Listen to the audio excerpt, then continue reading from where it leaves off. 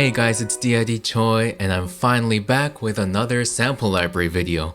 There's been so many vlogs and just life changes in my life so far, but today we're going to be looking at a new trumpet library. Didn't expect that, did you? I didn't expect it either. I just came across it on the forums, on Facebook. It turns out about a month ago as of filming this video, a company called Norrland, something like that. They released a free solo trumpet for the full version of Contact, obviously, because licensing and stuff. But yeah, it's free as long as you have Contact. It seems to me like it's some kind of a mix of modeling and sampling, possibly, or maybe it's just because they recorded in a drier, smaller space and then use IRs, but it kind of has that similar sound characteristic that I associate with modeling. And the programming is quite fantastic, actually, and it feels really good. So it is about a 2-point-something gigabyte instrument for the full version of Contact.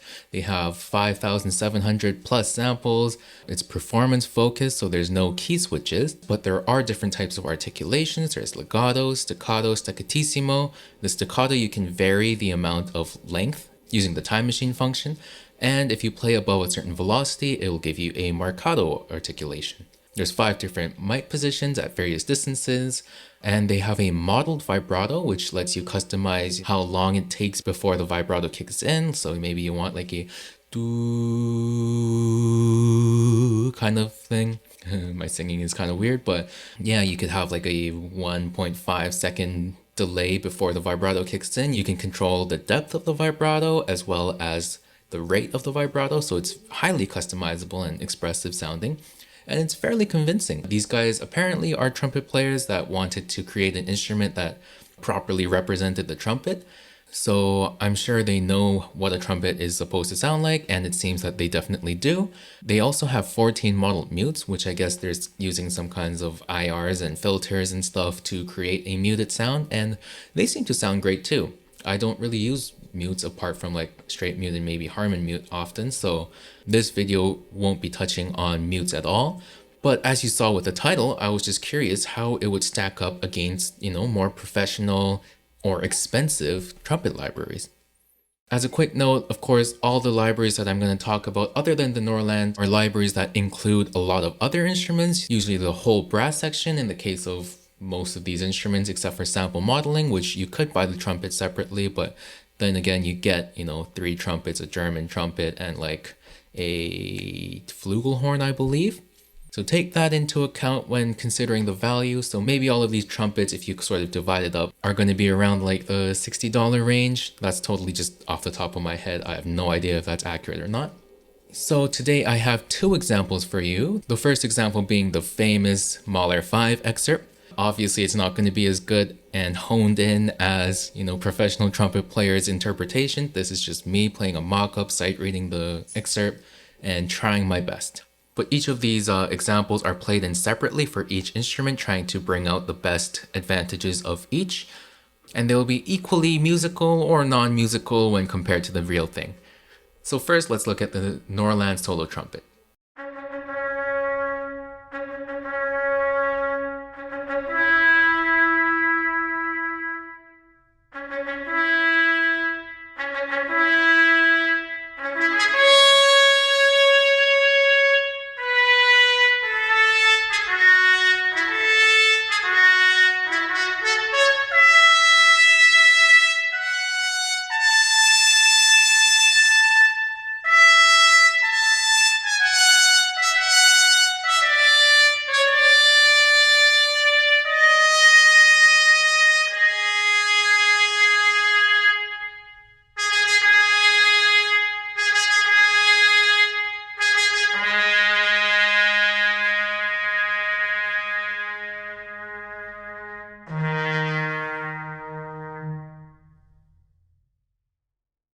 Depending on the length of the note you play, it decides if it's going to be a long note or a short.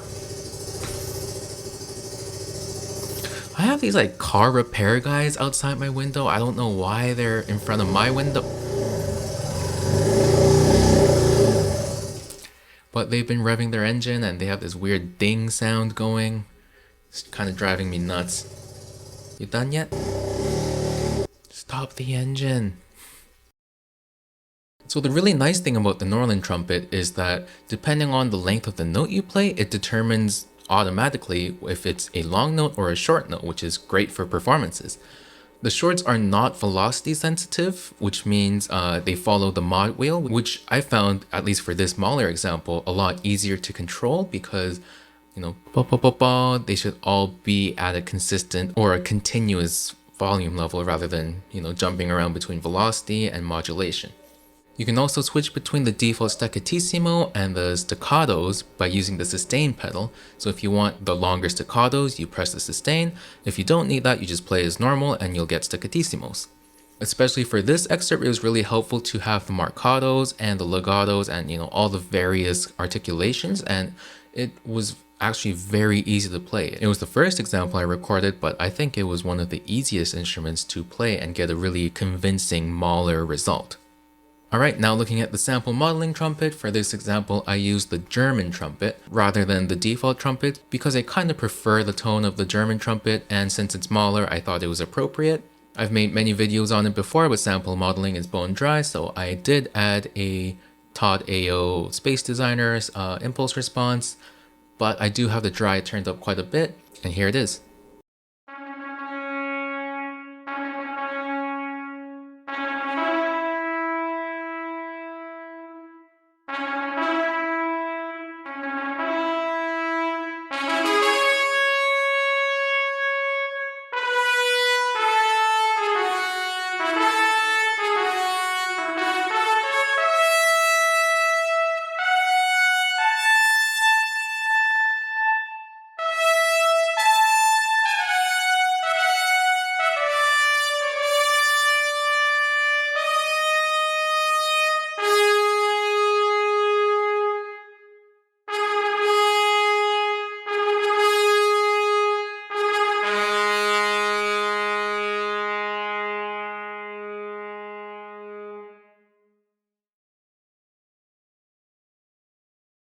Next up is the Adventure trumpet. I'm just using the regular trumpet 1 here, although I did change the mic mix just a tiny bit to match the sound of the other instruments, where I pulled down the close just a little bit and boosted the ambience a little bit more.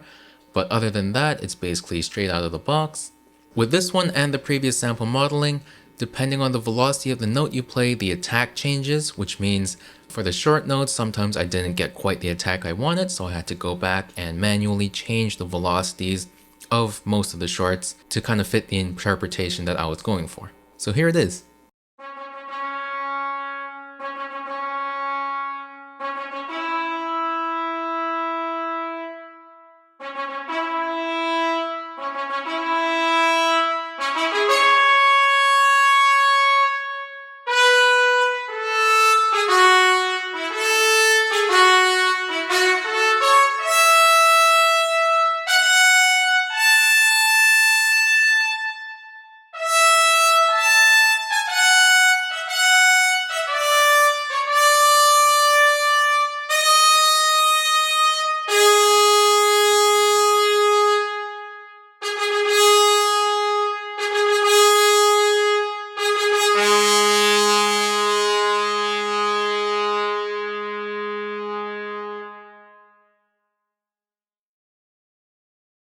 And next up is the Cinematic Studio Brass Trumpet, which is probably one of my go-to libraries, which I use the most often.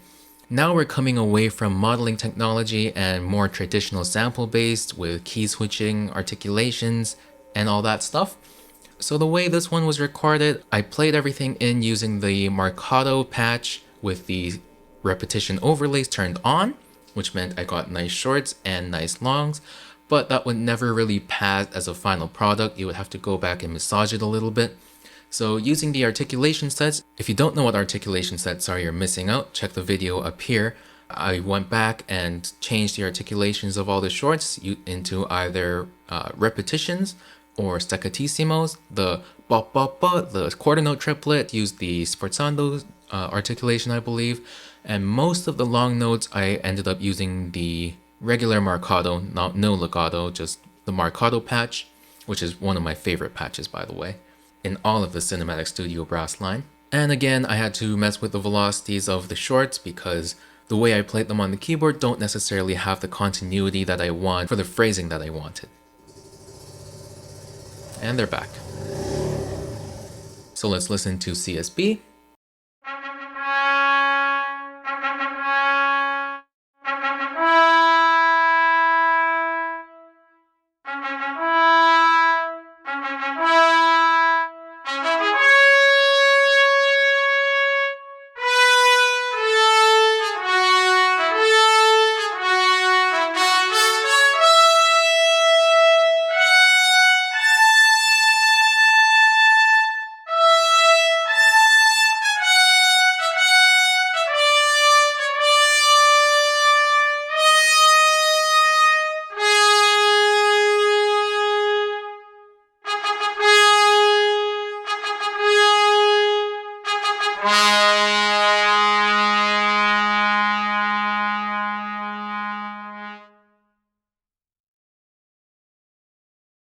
Okay, and finally, I have CineBrass Pro Solo Trumpet. This instrument is probably the oldest of this lineup. This also represents the more sample-based technologies, but it also has much less articulation options than Cinematic Studio Brass, because it only has the one long patch and 3 shorts. So the shorts are okay, but the longs, there's not as much variance with the marcato and the long. But with this one, again, I did the same method where I played it in with just the longs patch. Because there wasn't a short overlay patch or anything like that, it was a little more difficult to get timed, which meant when I was editing afterwards, I did more quantizing and actually like nudging the notes here and there. And again, I used articulation sets, switching between the 8th note short and the quarter note short for the quarter note triplets, and the regular long patch. I had to go in and disable legato in the settings because I didn't want any legato transitions. This was supposed to be just like a longs patch or a marcato patch in this instant. So this is CineBrass Pro.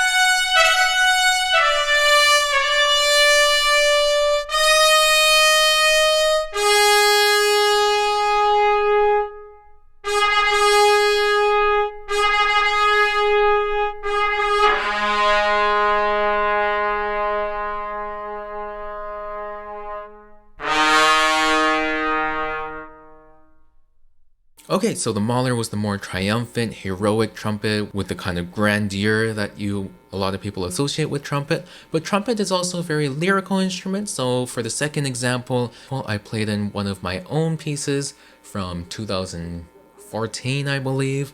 It's a very old piece, but I love the melody. It kind of just came to me one night when I was trying to go to sleep. So anyways, I did a more lyrical legato example. So let's take a look first at the Norrland solo trumpet.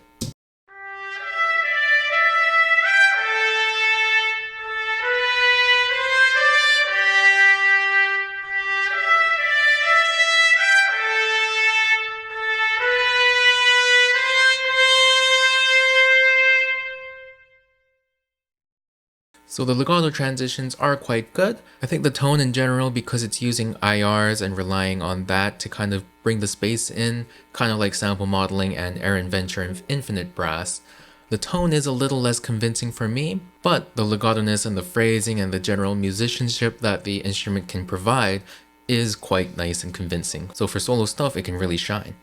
Next up is the sample modeling trumpet.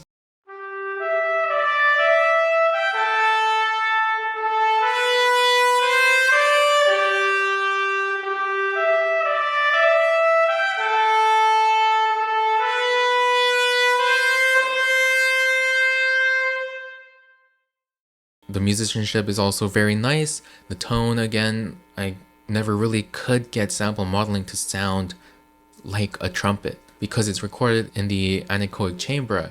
I don't have like expensive reverb plugins, but with whatever reverb solutions I did use, I could never quite find the sound I wanted, but it still sounds passable and it's very expressive. Next up is Aaron Venture Infinite Brass.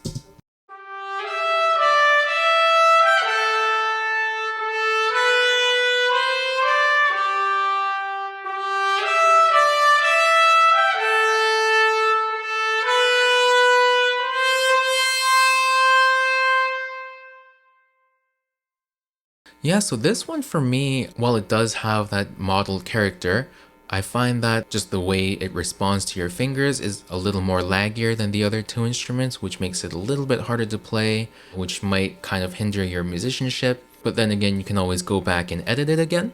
And also the tone doesn't feel quite as rich and mellow as a legato trumpet should sound, in my opinion. If you have any tips for me to make it sound better, because I haven't been too successful with Aaron Venture's stuff, let me know in the comments, please. Next up is my favorite CSB trumpet.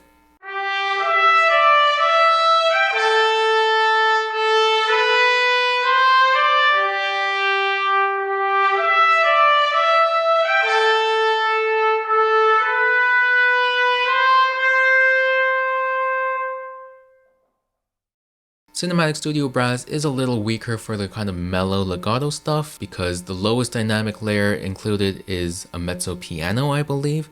They don't have the pianissimo dynamics. Of course, you can get it to that volume, but the timbre isn't quite right. So I find for these kinds of passages, if it's a denser orchestration, then it might cut through the mix a little better and it might sound nice and rich, but if it's more exposed, maybe it's not the best option. And finally, we have CineBrass. CineBrass Pro solo trumpet.